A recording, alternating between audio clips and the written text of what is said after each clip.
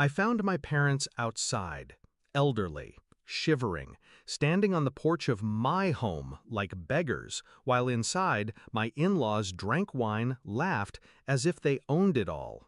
My father's hands trembled. My mother's lips were blue. They looked at me with shame, not anger. That cut deeper than the cold. And in that moment, something in me snapped. It wasn't always like this. When I married into her family, they smiled, shook my hand, pretended to welcome me. Her parents offered advice, her siblings cracked jokes, her uncles called me lucky. But under the politeness, there was always the shadow. They saw me as lesser, a son-in-law with no wealth, no legacy, no name worth mentioning. I thought I could win them over with patience, with time, with success. And I did succeed. Promotions, a house, stability. Everything I built was for her and for the family we were supposed to be. But with every achievement, her family only reached deeper into my life, until the lines blurred. My wife let it happen. And now, years later, my own parents were locked outside while they feasted at my table. The betrayal didn't come with fireworks, it came with whispers. My wife insisting it's easier if my parents handle the finances. Her brother temporarily storing his business inventory in our garage. Her mother making copies of the house keys for emergencies. Each step small, each request harmless. Until one day my parents knocked and no one answered. They weren't wanted in my house. The locks had been changed.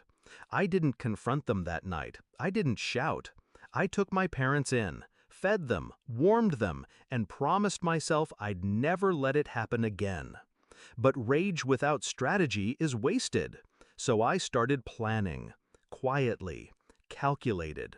Step 1, documents. The deed to the house was still in my name, the mortgage too. They thought handling the finances gave them control, but they never checked the signatures that mattered. Step 2, surveillance. If they wanted to act like it was their house, I let them. I installed cameras, recorded every party, every sneer, every insult. Hours of footage of them toasting in my living room, mocking my parents, belittling me.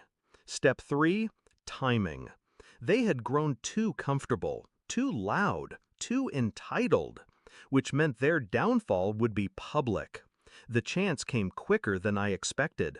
My in-laws threw a grand dinner at my house, invited half the neighborhood, even people from her father's business circle. They called it a family celebration. I arrived late, unannounced, suit pressed, parents beside me. The room went silent when we walked in. Her mother tried to sneer. "Oh, we didn't know you'd be joining." I smiled. Of course, it's my house after all. Then I opened the briefcase. Inside, copies of the deed, the mortgage, the bank records, all with my name.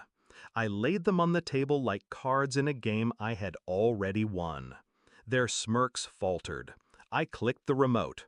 On the TV, footage rolled, them laughing, mocking my parents, bragging about running the show. Their words filled the room. Every neighbor, every guest heard it. Her father stood, red-faced, stammering, You can't." I cut him off. Actually, I can. And I did. The eviction notices had already been filed. Their access to the accounts? Cut. The keys they copied? Useless. I had let them dig their own graves, and then I pulled the ground out from beneath them. One by one, the guests excused themselves. No one wanted to be tied to the collapse they just witnessed. By the end of the night, the dining room was empty. Plates half-eaten, glasses half full. My in-laws sat in silence, their empire of arrogance crumbling in front of them. The climax wasn't loud. It was the silence, the sound of their control evaporating, the way their faces sank when they realized they had nothing. I took my parents' hands and led them to the table. For the first time in 15 years, they sat at the head, where they belonged. I raised my glass. You celebrated while my parents froze outside. Tonight, you learn what it feels like to be left in the cold. I didn't wait for a response. I walked out with my parents, left them sitting in the ruins of the life they thought they owned. Do I regret it? No. They destroyed themselves long before I intervened. All I did was shine a light. Now, when I sit at my table, my parents beside me, I feel no anger, just peace. Because I learned something that night. Betrayal doesn't always scream. Sometimes it locks the door quietly and leaves you outside. And revenge? Revenge is opening the door only to show them it's no longer theirs.